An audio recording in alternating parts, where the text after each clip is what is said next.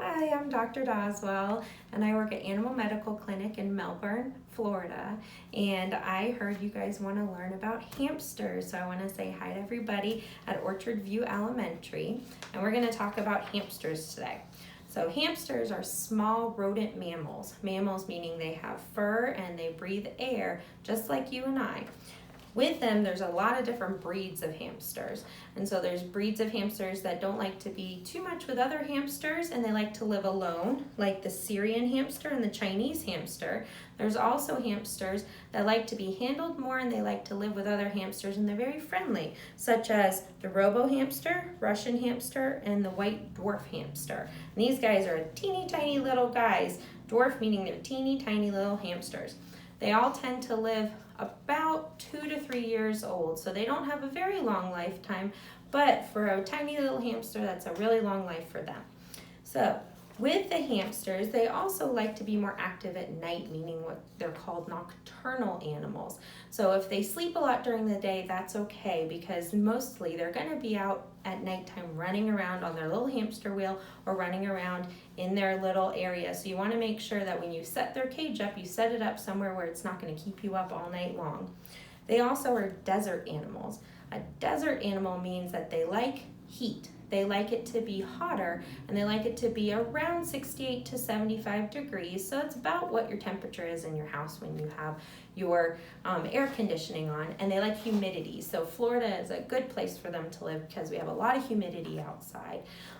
With them, if they are in spots that they have a low temperature, meaning under about 40 degrees, they like to hibernate just like a bear. So they like to go and they start to get very tired and sleepy. So if you're seeing your hamster is always tired and sleepy all the time, even at nighttime, then I worry that the temperature is a little too cold. But in Florida, we tend not to have that problem unless you have them close to a refrigerator.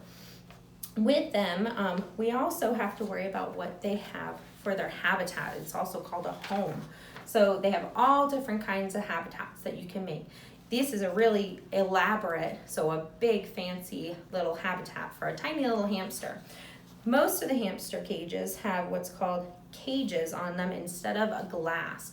What's good about the cages is it allows them to have all of those, to have a lot of air fluctuate through their little cage.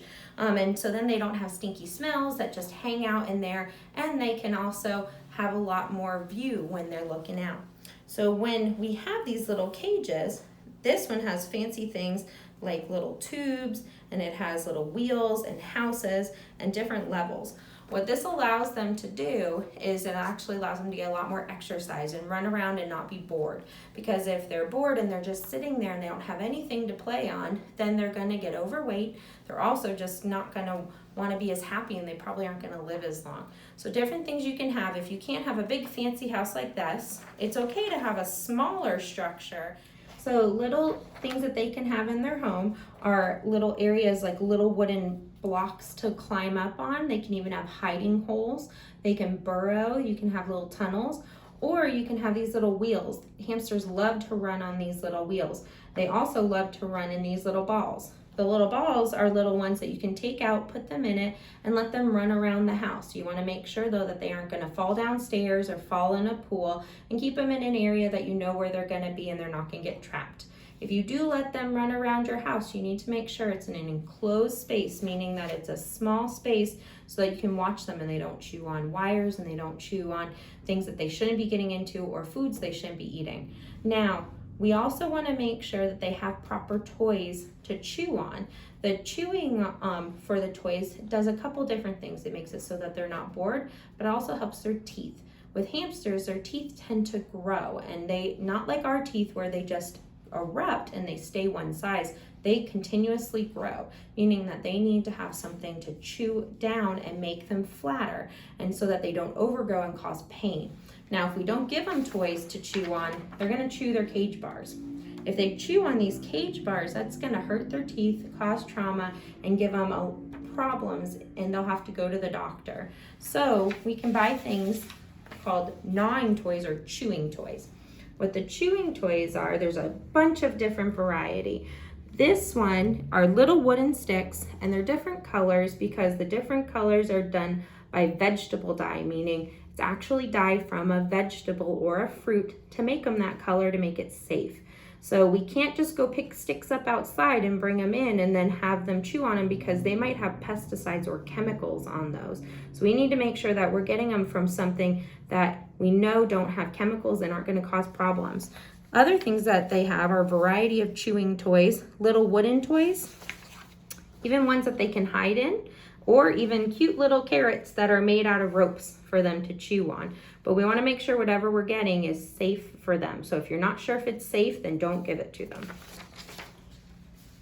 Now, with them, you need to make sure you're feeding them properly. What they are, they like to eat all different variety of things, just like us, and so they're called an omnivore. An omnivore means that they can eat a variety of fruits and vegetables and meats and proteins and carbohydrates, just like us. So we need to make sure they have a proper diet. If they don't have a proper diet, then they can get sick from that.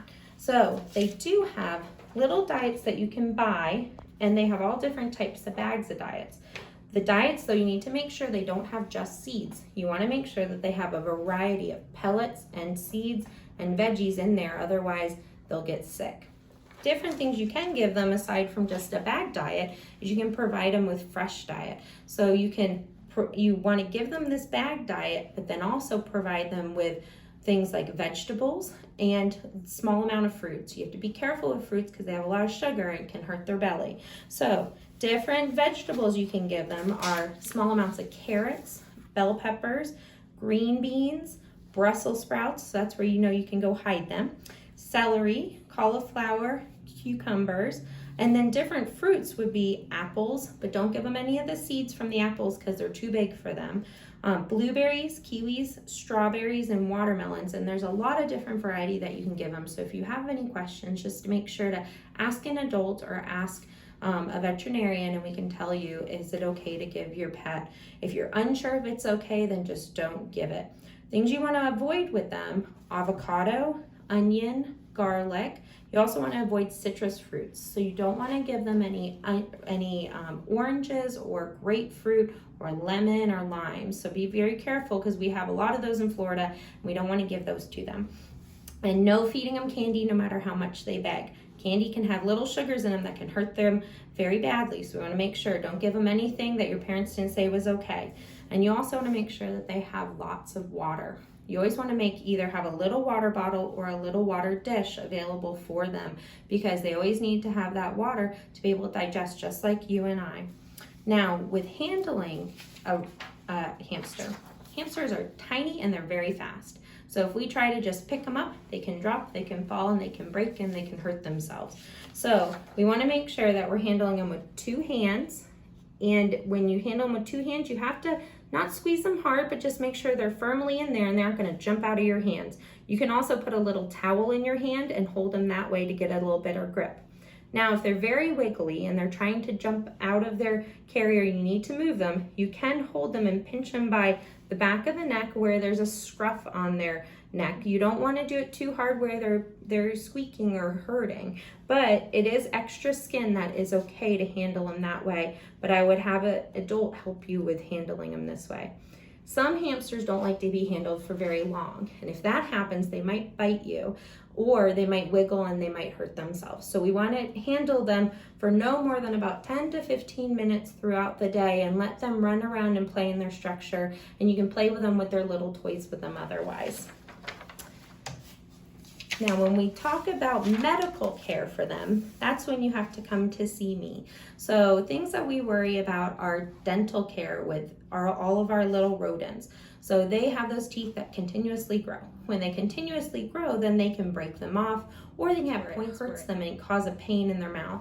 So if they're ever having problems eating, you want them to go to see a vet, and so they can look in their mouth and see, do they need to have any dentistry work done just like you get as well.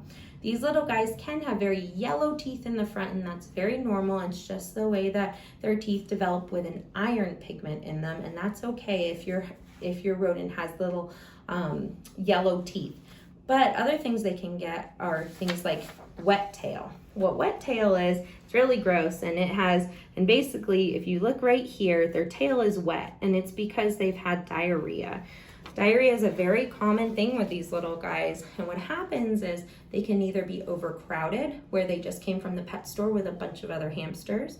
They can also be just sick from stress or have a bacterial infection, or they can just have a little belly upset. But if they continue to have that and we don't stop it and treat it, then they can get very sick and they can get dehydrated and they can even pass away. So we always need to be very cautious about what's happening with our pets and make sure that an adult is aware that something's going wrong with your pet. Recently, I actually got to see two little hamsters that came in named Luke and Leia, and they came in their little hamster balls, and that's how they transported them. So they put them in their hamster ball and they put them in a tub, and they were very comfortable and they were happy in their little hamster balls, and they brought little food and put it in there for them. Now, Luke had a really bad eye problem. He got poked in the eye with a little stick or something, and it caused him to have an infection in his eye. And so what we had to do was put little eye drops in his eye until it resolved, and it went away, and he did a really good job with healing in a week. And the parents were really good at bringing him in and having us take a look at him in the meantime. So overall, hamsters are great little pets for you guys to have as a first pet. There's a lot to them, but they're also very easy to manage and very good little pets. So if you ever have any questions, you can always ask myself or Dr. Ellie with any questions.